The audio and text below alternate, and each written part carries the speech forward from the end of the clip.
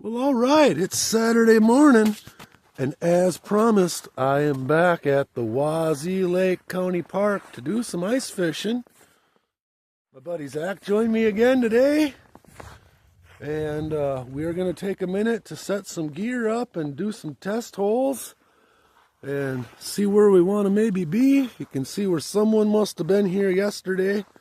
There's a few holes way out there, over there. All good spots to fish.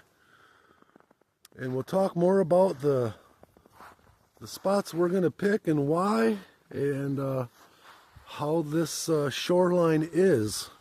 It doesn't take very far from shore to be in 100 feet of water. Well, all right. I've already punched in quite a few holes over there. This is my setup. This is a Vevor electric ice auger bit. I got it on Amazon.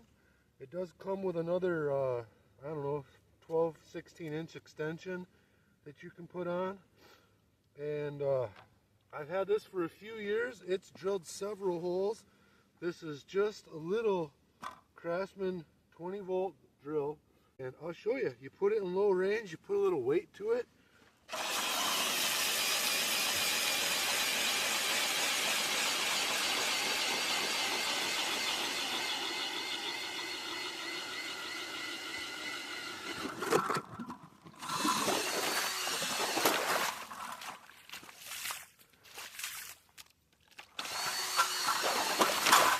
Well, we've got that crystal clear ice here, and it appears to be still about 4 inches. And you can see on the side. Now here in this particular hole, it looks pitch black. But I'm going to take you in closer to shore, and we're going to do this again. Zach is over here setting up the first tip up of the day. And I told him I have caught fish right there. We're right on the edge. See, this lake being man-made, it's dug out just like what you see all the way around. The sides drop straight down. In some spots as far as 350 feet. So these roads, and there's a couple of them, these roads would have went all the way around the pit to the bottom. And there's one over there where I did that video the other day. And you can follow that road down to the bottom if you had the right kind of car and drive around the bottom of the lake. But wherever the roads are, it's of course much shallower. And here, where we plan on setting our little shack up, you can see the bottom. Let me get her wet again here. Get some clarity for you. There you can see the bottom. And that's I haven't checked the depth yet, but I'm gonna guess all at 10 feet of water, if not more. And you can see as you come this way over to this hole, back into the murky pitch blackness. And I will be getting the Vexlar out to show you some depths on these different holes. But this one could be 60, 80 feet deep. That is my Super Duty Vevor Craftsman. The bit, I believe, was like 65 bucks on Amazon. So it's a great value. All right, I plan on being out here for a while, so we are on the spot if we need to warm up, And I have just the thing.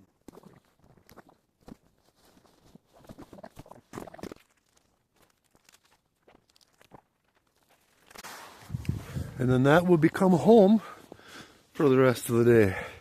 It is insulated, it's got some windows, but the neatest thing is when it blocks the light out, you can really see down into the bottom. And get the little heater going in here, man, it holds heat well. I see that drop off right over there, the fish like hanging out on that shelf, so we might end up drilling 2 more holes that way and just moving over. But for now, this is a good enough spot to get set up, get our gear out, and place to take the gloves off and get warm. I guess good time to start unpacking, talking about the essentials of ice fishing. I keep all of my gear in this handy tote. This guy here, if you don't want to wear knee pads, this is great for getting down. You've got your Vexlar, and if you don't have one of your own Vexlars, you do like I did and borrow one from a buddy and keep it for 2 years. This lets you drop down in the ice, and it shows you where the fish is and how deep it is. Tackle box is full of $3 million worth of little itty bitty painted pieces of metal with hooks on them. And we've got, of course, you got to have a heater. Let's see if I can get it to work. 2, 3. There, she's lit. This is a nice one. It doesn't take long for that thermistor to warm up. Thermal coupler. And then, I don't think I have the hose for it, and I bet these batteries are no good. But this is a pump that keeps the air bubbles in for the minnow bucket that keeps the minnows alive. They're really great to have. You can throw snow in throughout the day. And this is the best tip ever. If you walk out onto the ice with a rifle case, nobody comes and tries to fish by you. They think you're insane. When realistically, it's just a really great way to keep these super tiny ice fishing poles organized and protected. So I got a couple chairs in here, got a big old bag of snacks, and that is that. Got the cool hat. The cooler your hat is, the warmer it is. Should put that on. Probably not going to keep this on. Alright, my favorite little stool, I should be having this one when I go gold mining. Just a little tiny stool. Extra battery for the drill, extra gloves. This is a tip up. This important part goes down in the water. And the parts that might freeze actually end up in the water. And then you rig this just so when the fish comes along and screws with it, your flag pops up. And then you know you've got to run across and get your fish off. I've never actually seen one of these pop up when I'm using them, so today could be a first. I'm only kidding a little bit. You got to have your ice scoop. This lets you get the slush out of your hole. And there's a few other basic things in there that we will go over more in depth when we start using them. Well, we're inside. We got set up. I had a little bit of propane in the heater, and that has just expired. We've got more tanks with. We got a big tank with even. Zach's hole over there is showing about 20 feet of water. And my hole right here is showing 13.8. And then these ones over here, I forget what they were, 7? Something like that. But there is, you can see it, a rock shelf. And I'm going to get right down in here. We're talking about drilling 2 more holes out and moving the whole shack over. And making these the back of the shack. And moving over just a little bit more. But if you look way, way down there, and I'm going to jig my... See my line? I don't know if you can quite see my jig down there. I don't know if I see it. Oh, there it is. But, yeah, probably not the best.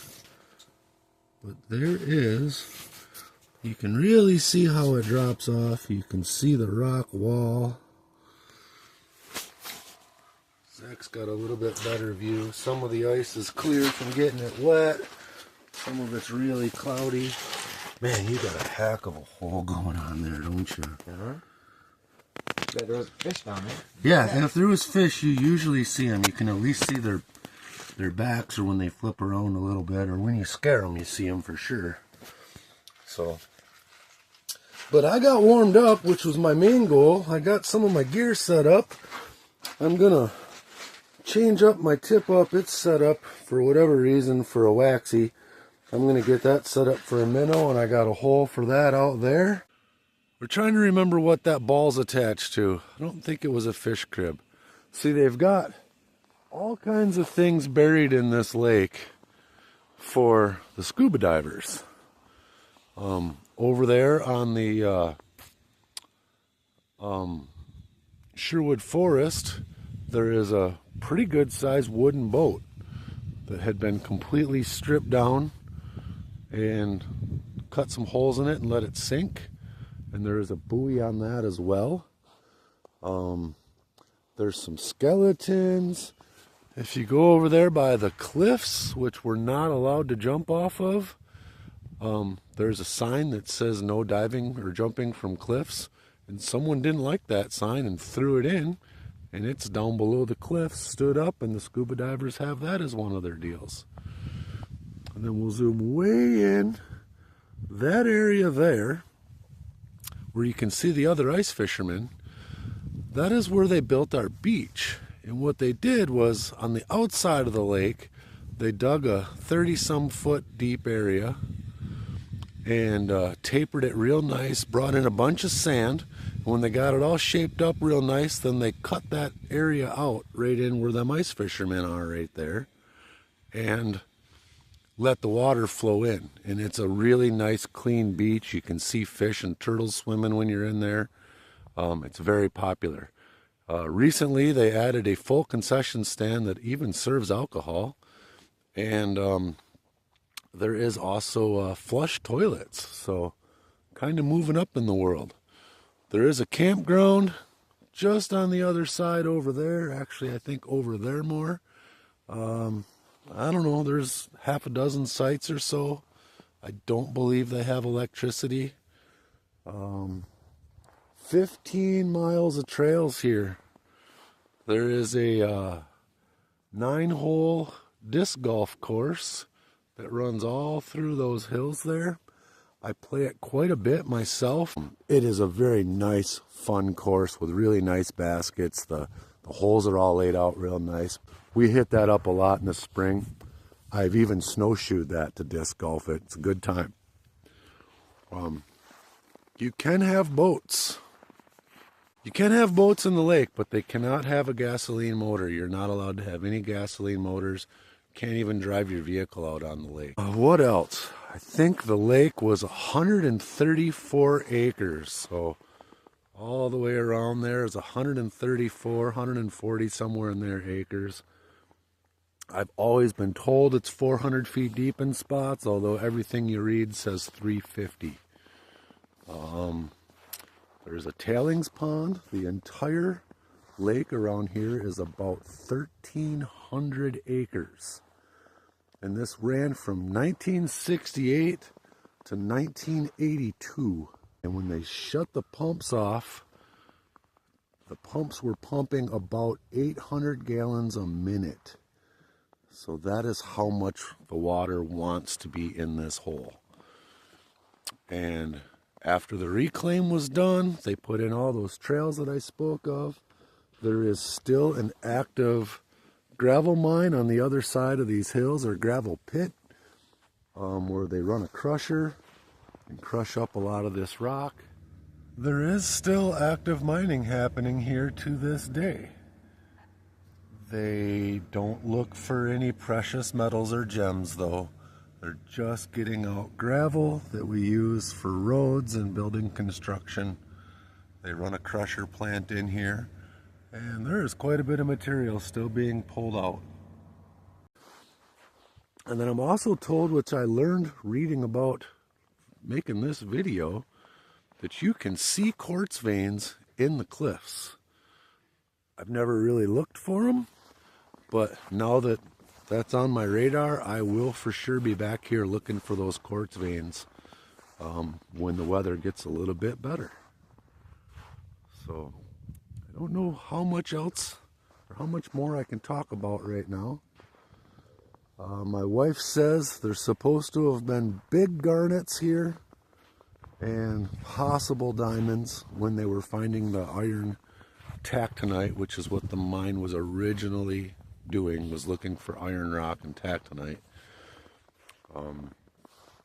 And I have another clip, another video in here where I show off some of the rocks by the entrance. You can see the quartz in those rocks. And I will be adding that into this video at some point. I'm out here at the entrance to the park. They've got their big sign. And I'm just looking at some of these rocks. These rocks are all over the park. They use them for signs, they use them for boundaries. But just look at the different veining running through. You can see so much of the different layers.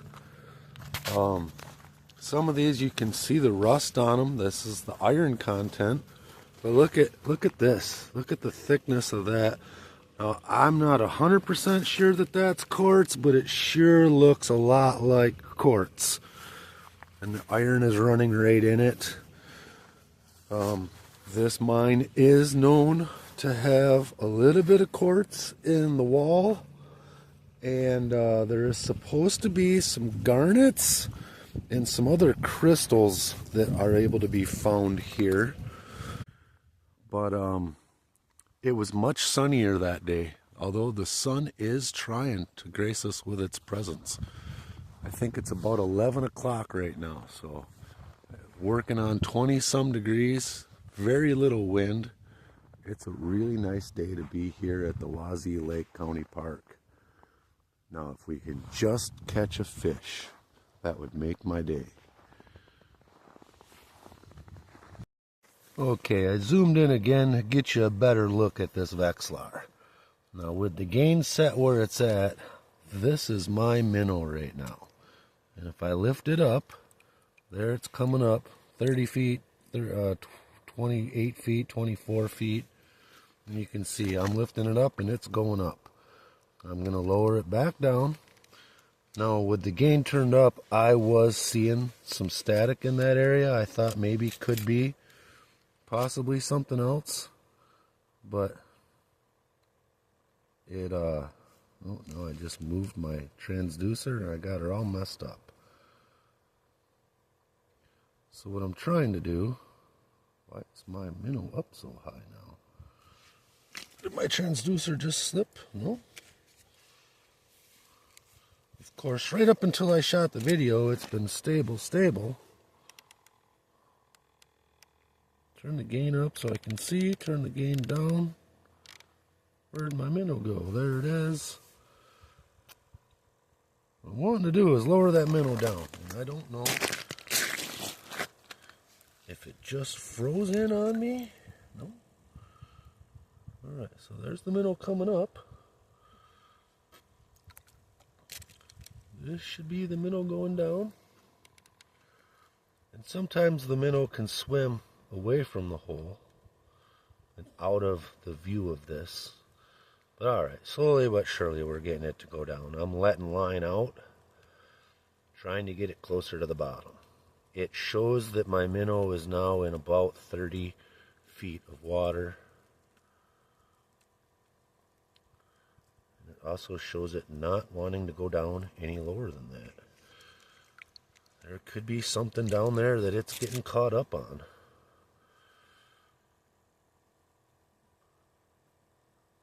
That seems to be all the further down it wants to go.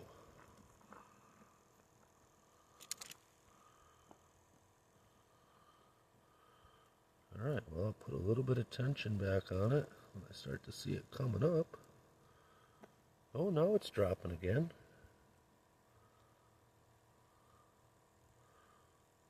Oh, you know what? I might have been turning it the wrong way.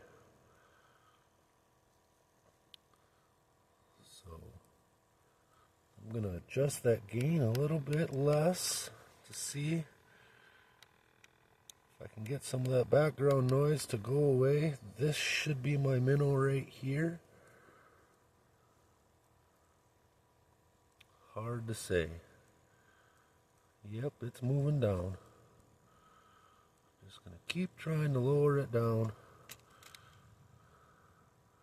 Now that little thing moving up there, that could be a fish. Could be a fish. I'm going to call that good for now. Reset the springy. We'll wait and see again.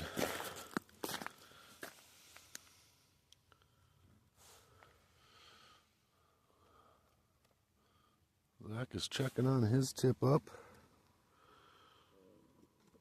Now we do have some boards that you slip in and they help keep your hole from freezing over. But I haven't gotten one of those put in here yet. And I don't know that I'm gonna. It's not that cold that they're freezing that fast. So I'm not super concerned about it freezing up on me. You got two of them hooked over there, buddy? No, I was just checking them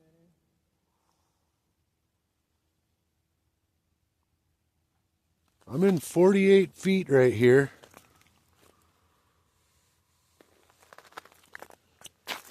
I don't know, did we ever check your hole? We never checked that one, did we? I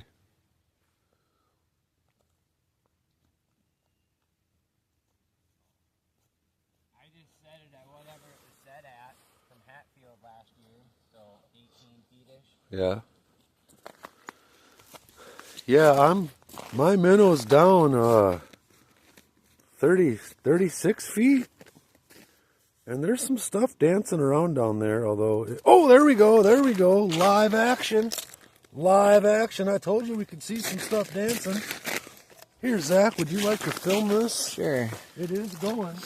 Live on camera. All right, let's see. Oh, that's heavy. It's heavy. Let's get this out of here. Woo-hoo! I've not done this in so long, I don't even know if I know how. Oh, there's definitely, that's a fish, guys. A fish or a scuba diver, one of the two. 14-inch trout's my guess. I'm hoping for 14-inch trout. That's about what I said they get to here. I think I'd be 12 to be legal. You know, there's a sign up on the hill I forgot to look at. Oh, it's still there. I can feel, oh, it's fighting a little bit. It doesn't like the ride.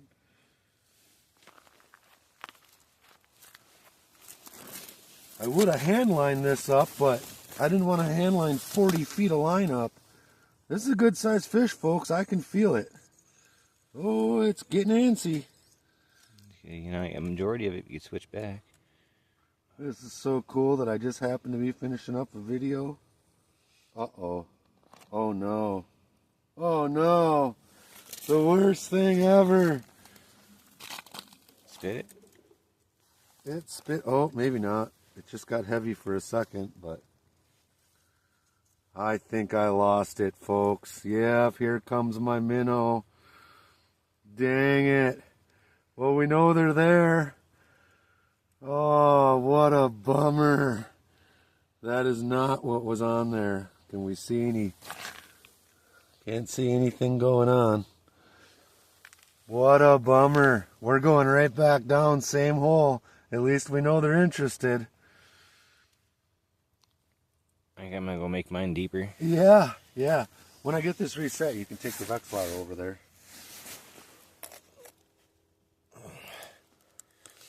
Is it still recording? Yeah, I think so. Yeah, awesome. Yeah. The bummers. The bummers, the bummers. The goods and the bads. I was so stoked for a minute there.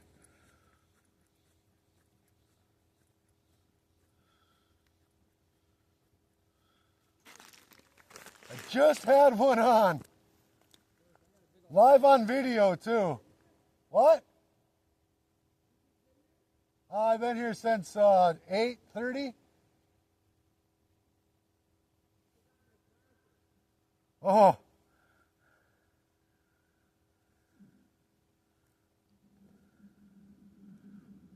I thought I heard something behind me when I was reeling in, and here it's another fisherman over there.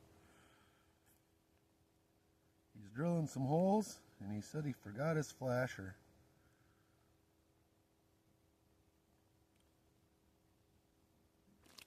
I am trying to see, I'm going to need some gain here. Trying to see my minnow. I don't know what's happening here. Is that it? Oh, I know why I can't see my minnow. It helps if you put that thing back in the hole. Yeah. All right, what do we got here? You idiots. I just have lost my ability to see my minnow. Oh, there, I was just way deeper than I thought. Alright, we want it right in that general area there. Let's see if I can't get it wound back up before it freezes on me. I do believe there's still fish down there because I am seeing a lot of other things happening besides my minnow being down there. So we're going to say that that's good enough. Go ahead and set this, drop it back in, and then there is definitely some action. We're going to go over and check out Zach's hole and make sure he's somewhere down by the bottom, since we know that's where they're at. And hopefully by the time I'm done with that, I'll have another one coming up. Looks like we got one more fisherman coming in. That's pretty cool. The more the merrier. Well, we haven't had any more action. Zach drilled a hole by the buoy there, and there's an old dock section down there for the divers. I forgot that's what it was till he said that. I checked for this minnow over here to make sure he's in the right spot, and he was definitely right down where he wants to be. It's been probably 15 minutes since that flag came up and nothing's happened. I drilled 2 more holes and moved my shack. It was where that chair is, and now it's over, so just 2 more holes that way. I'm gonna take this over and check out the new holes. Warm up for a minute. Okay. Oh. Much darker now. Much darker. Let's see what it says. Yeah, 26 feet. I happened to be sitting here and a fish swam right underneath my feet, and I didn't even know what I was looking at first. Like, what is that? And it swam around. I got Zach's attention. He happens to have a pole just sitting there, so he grabbed it, threw it down his hole. The fish grabbed it immediately, fought with him for a minute, come up through the hole. It was pretty freaking cool to watch the whole thing go down.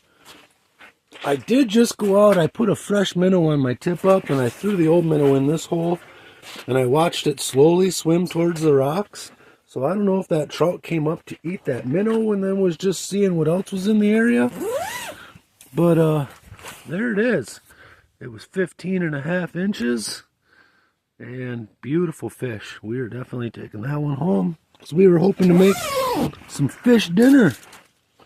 So finally we got one decent fish, and hopefully that means they're gonna start doing something.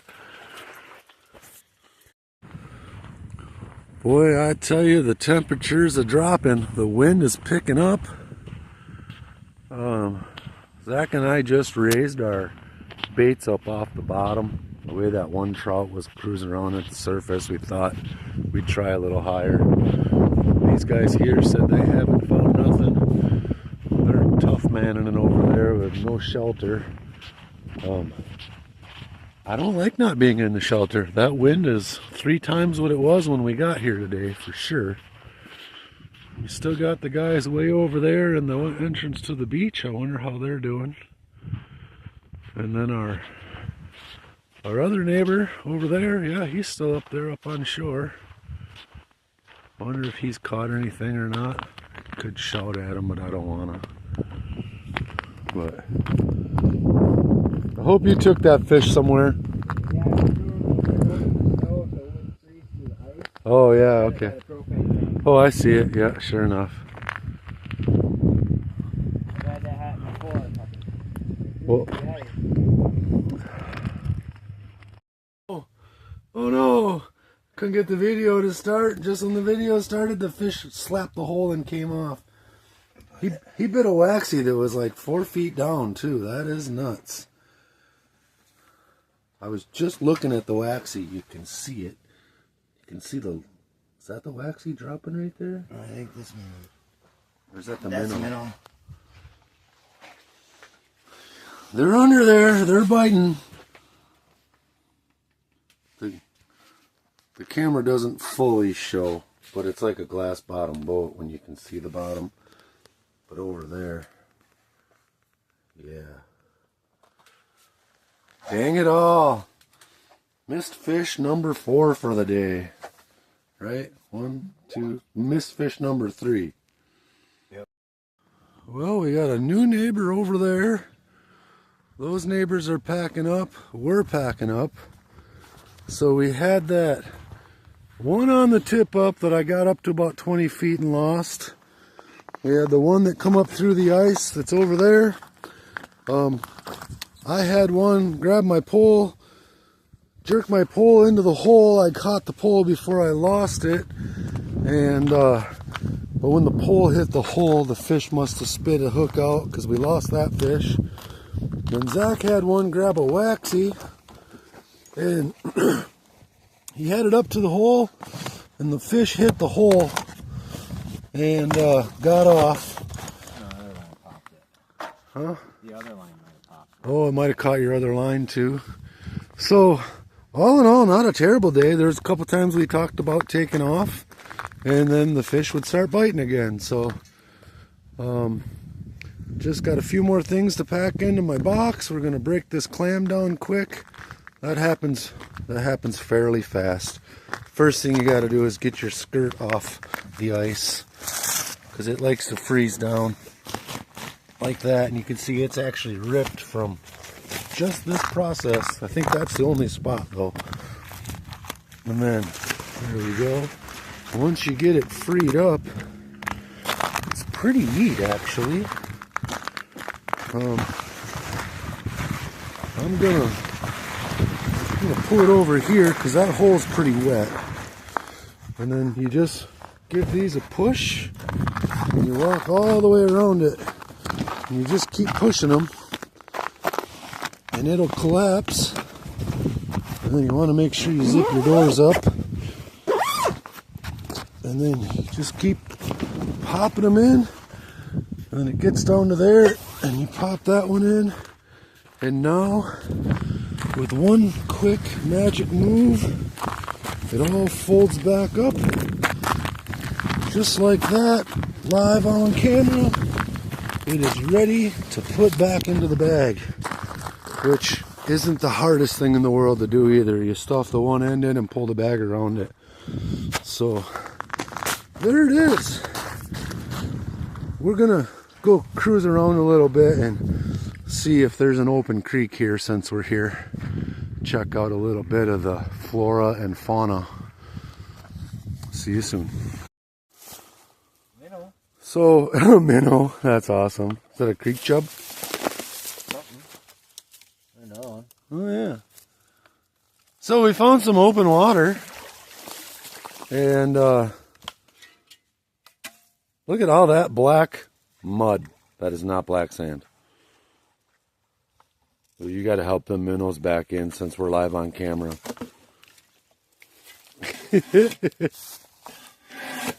Good job. Now that stuff there looks kind of interesting.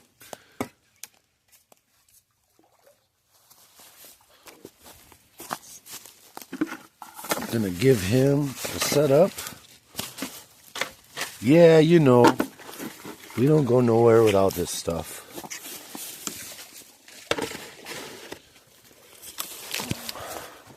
I'll let him do some digging, see what he can find. Look at this game trail too. So there are elk that hang out in this area. We have a herd of, I think, 90 some elk now, 75, 90, something like that. And they like it out here. They spend a lot of time out here. I'm not saying this is an elk trail, but there's a good possibility. This up here, this is one of the auto roads, and this road goes all the way around this thing, which is the Tailings basin. We'll go up and check that out in a minute. Somehow in the mining operation, this was their tailings pond. or basin where I don't exactly know how it all worked, but this is called the Tailings Basin, and it's a great spot to come out. We like to come here in the summertime and watch storms roll through because it's got enough elevation. You'll see when we get up there. But it was worth taking a note. This loop drives all the way around it. This creek runs all the way alongside of it. And I'm just thinking that anything that they were mining had to have eventually ended up somehow down in this creek. So I'm going to get to panning and see what we can find. I don't exactly have creek shoes on, but I got a spot over there. I think I can do it from shore. Be back in a minute. All right. I classified. Oops. Stepped in the water. Oh, whoops. There was. Right here, there was actually a little bit of gravel in there. And then this very weird mixture of clay, dirt, mud, sand. It stinks so bad, but it's all super light. Look at it. It's just going right out. There was a pretty full pan, I won't lie. I flooshed it around a little bit and most of everything took right off. So I don't have super high hopes, folks. I don't have super high hopes at all for anything. Well, it's kind of right off the top. It was only like 3 shovelfuls. Yeah, but 3 shovelfuls at some places and you'd have 10 scoops or 10 flakes. Boy, there's something in there. I'll do one more. Shake all that stuff to the bottom. Hopefully find a 20 carat garnet in there. But I bet we don't. Okay. I'm gonna pack it all up to that end. Get rid of some of that water.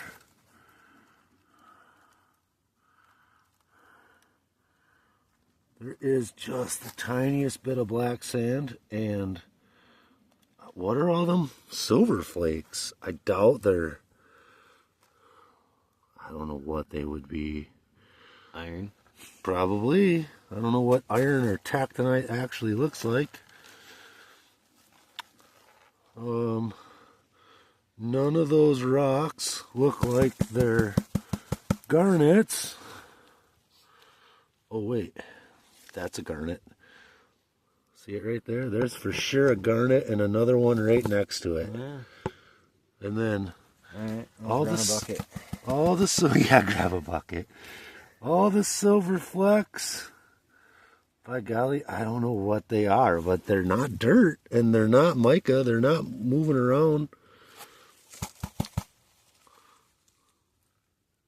I mean, I'm not going to tell you there's gold, and I highly doubt it's silver. But it's not dirt. It's something. We're mining something. Probably worth taking to the microscope, I guess.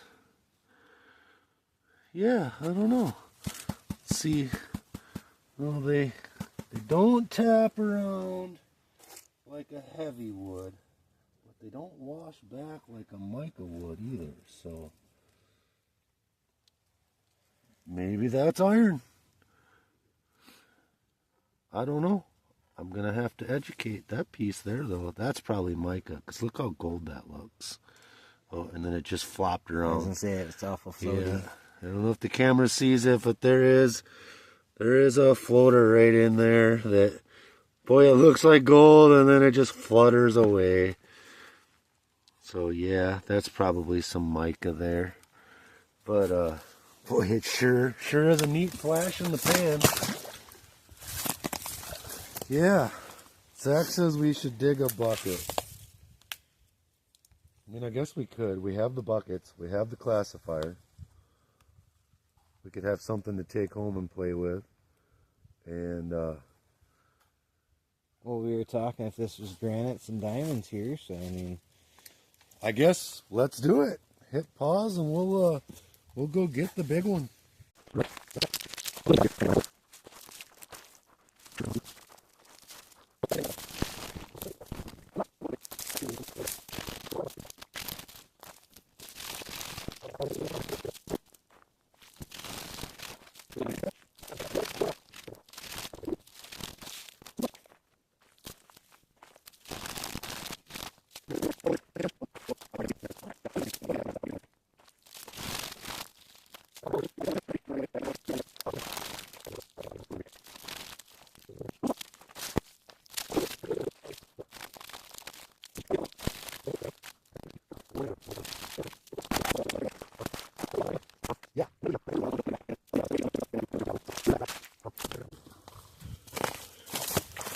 Anyhow, that's what we ended up with. All right. That's definitely not riding in the cab. All right, guys, we'll catch up with this in a minute. And this is the Tailings Basin. And you can see that off in the distance, the horizon there. We were just on the other side of that. And this is a great spot if you're ever in Jackson County, want to watch the stars. I've watched the Starlink trains go by from here. And we've watched some pretty kick-ass storms come through because you have this wonderful 360-degree view. It's a great spot to watch the eagles fly around. And I have bugled for elk here and had them bugle back.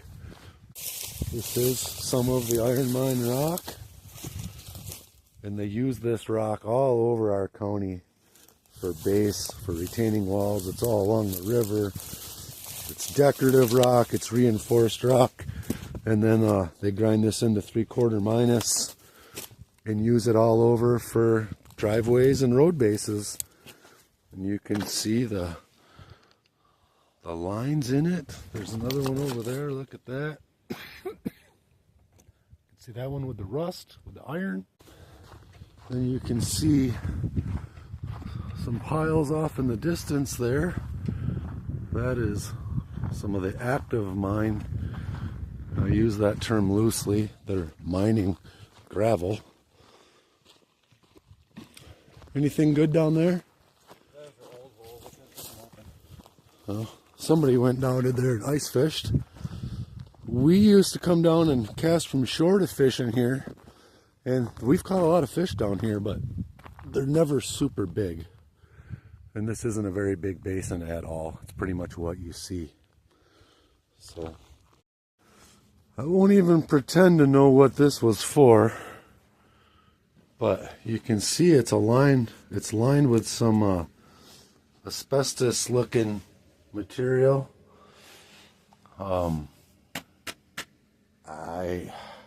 Like I said, I don't know.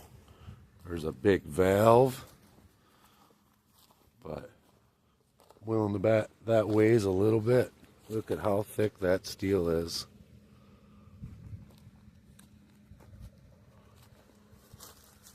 There's a few other artifacts like this out here.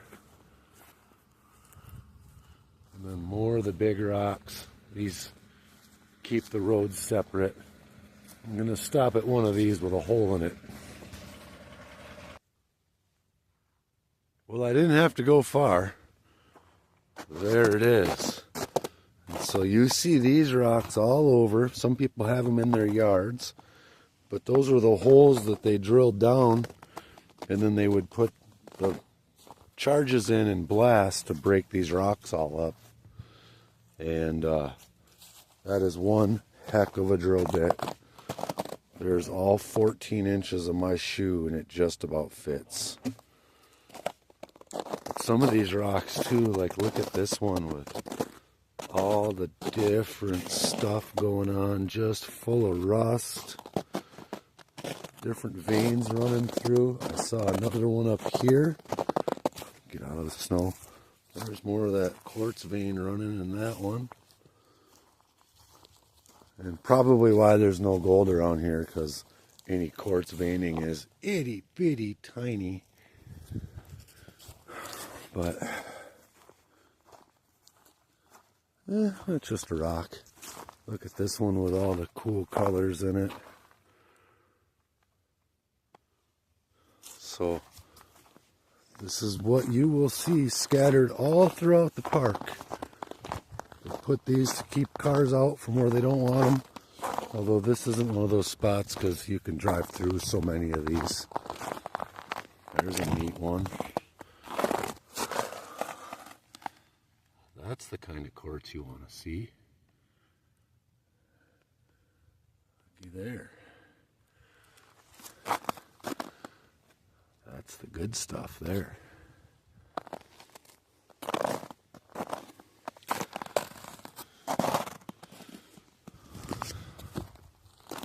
Alright guys, we're pretty well getting ready to wrap up. Had a great day fishing, checking out rocks. Got some mud out of the creek. Got to look at a lot of the sights. Seen some other people here enjoying the park. Been a great day. This is another great spot. We're up on top. There's a memorial here. But we can look back down. And down there, that path you see, that is where Zach and I were ice fishing today. And then over there is where we were at the other day when I shot that short little teaser video. And way up in there is the beach and the concession stand. But right over here, this is one of the tee boxes for the disc golf course. And the basket, now this one, it's a 300-foot par 4. I didn't realize it's a par 4. We play them all threes, just so you know. There's no par 4s out here. They say it is. I disagree. But it's just on the other side over there. I'm left-handed with a little bit of a hook, so I like to throw that way and then hook back around this island, and then it's just a nice little chip in for a birdie. The basket is a really low basket, and it's actually down on the side hill. It's a great spot to lose a disc. There's many of them that go over there. This is one of the spots where you can, in a good windy day, lose a disc for sure. But right-handed people will play right up through there. And then the snow-covered trail, that's actually all blacktop. That's one of the blacktop hiking trails. And then there is the basket from hole 5 coming this way. And then that plays through over there. One neat thing about here is it's a county park. You can't hunt or trap out here, but they do have the disabled hunt here. And they open the park up to the disabled hunters because there are so many trails that are blacktopped. You'll come out here and there'll be hunters in their mobility scooters and wheelchairs rolling around, and they shoot a few deer while they're here, and it helps control the deer population within the park. So it works out great for everybody involved except for the deer. So one of my other favorite spots about Lake Wazee is this overlook here. Zach just pointed this sign out to me. The Black River Falls iron ore deposits lie a considerable distance from the principal U.S. iron ranges of northern Minnesota, Wisconsin, and Michigan. Geologically, the Black River Falls deposits are different in that they are much older than most of the deposits in the principal ranges. The geologic history of the Black River iron deposits began about 2.5 billion years ago around the undersea flanks of a large volcanic island. During a very long period of quiet between volcanic eruptions, various silica and iron-bearing materials were precipitated from the seawater as mud-like layers on the sea floor. When several hundred feet of those iron-rich materials had accumulated, the volcano became active again and buried them under many feet of volcanic ash. Subtle movements of the Earth's plates caused the buried volcanic ash and iron-rich sediments to be squeezed and wrinkled into a range of mountains. The soft iron-bearing sediments were converted by heat and pressure to a dark-colored schist rock, iron ore, that is found throughout the site today. Millions of years of erosion and glaciation caused the mountains to be worn flat, leaving only the hard iron deposits standing as low hills above the plain, much as we see today. The ore body that was mined here is the remains of one folded, tilted iron deposit that began on the flanks of that volcano billions of years ago. So there you have it. That is as good as a definition as you're going to get on how it became. We have iron here, hundreds of miles from the regular iron ranges that we all know exist at our northern borders. These are the rocks that have been left behind.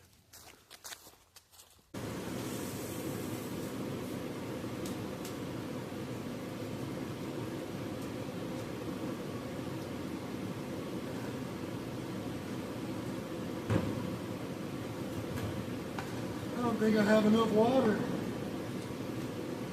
Oh yeah. Oh yeah, there's enough.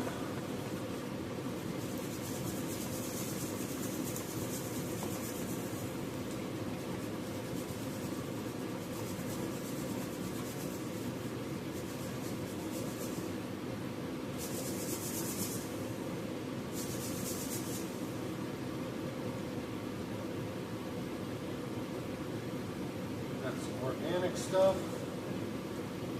Well, that'll pan down easy enough. Now I'm not going to bother this last little bit. I'm going to do this.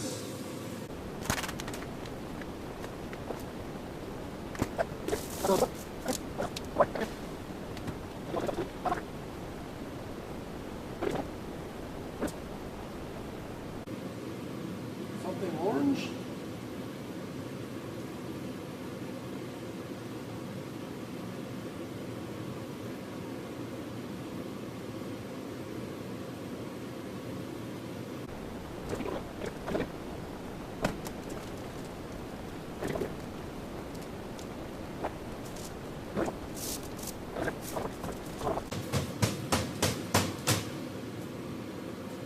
Good enough.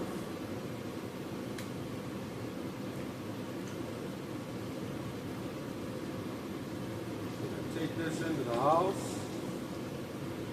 Okay, so I gave it a quick rinse down, kind of picked through, spent about 5 minutes, and this is what I've come up with.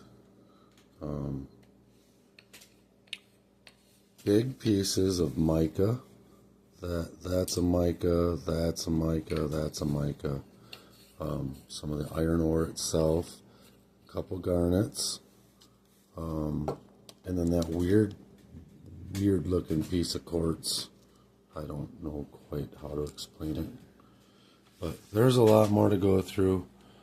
The rock factory is currently processing other rocks.